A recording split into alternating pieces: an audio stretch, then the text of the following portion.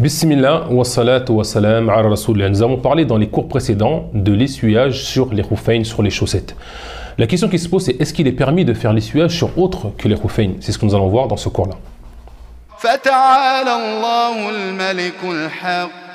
ولا تعجل بالقرآن من قبل أن يقضى إليك وحيه وقل رب زدني علما. Il est permis de faire l'essuyage sur le turban pour l'homme, sur le voile pour la femme, ainsi que sur le plâtre ou le bandage en cas de cassure ou de blessure. Concernant le turban, il a été rapporté d'après Al-Mughira ibn Shu'ba que le prophète Mohammed sallam a fait masaha à Rasulullah sallallahu alayhi wa sallam ala al-imama wa al-nasiya wa al-khuffayn, rawa Muslim. C'est-à-dire que le prophète sallam a fait l'essuyage sur al-imama, le turban, et le début du front, le toupet, et ainsi que sur les khuffayn, rapporté par Muslim. Donc dans ce hadith-là, il est clair qu'il est permis de faire l'essuyage sur le turban pour l'homme.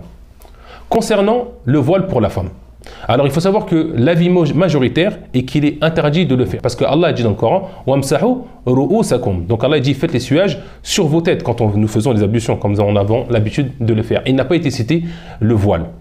Et l'autre école, l'école Hanbalite, ainsi que des peu prédécesseurs, eux ont vu qu'il était permis de le faire.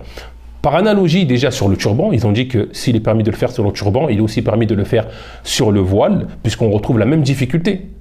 Quand le turban, on a une difficulté à l'enlever, c'est pour ça que ça a été permis. Les causes qui ont été citées, c'est parce qu'il y a une difficulté. Et sur le voile aussi, on retrouve aussi ces difficultés-là. Et aussi parce que le besoin de la femme pour son voile, il est plus grand que le besoin pour les khuffayn. Et pourtant, dans les khuffayn, il a été permis de faire l'essuyage. Donc, ils disent pour ces raisons-là qu'il est permis aussi de faire l'essuyage sur le voile pour la femme. Concernant le plâtre ou bien le bandage. Le plâtre en cas de cassure et le bandage en cas de blessure. Donc là, par le consensus des écoles, il est permis de faire le masah sur le plâtre et le bandage. Pourquoi? Parce que c'est une nécessité. On a besoin de faire, on a une cassure, donc là il faut automatiquement se soigner.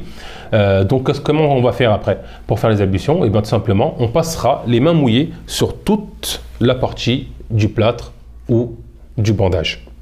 On peut le faire dans les grandes ablutions ainsi que dans les petites ablutions, et la durée est indéterminée, c'est-à-dire jusqu'à ce que la personne soit guérie de sa cassure ou bien de sa blessure.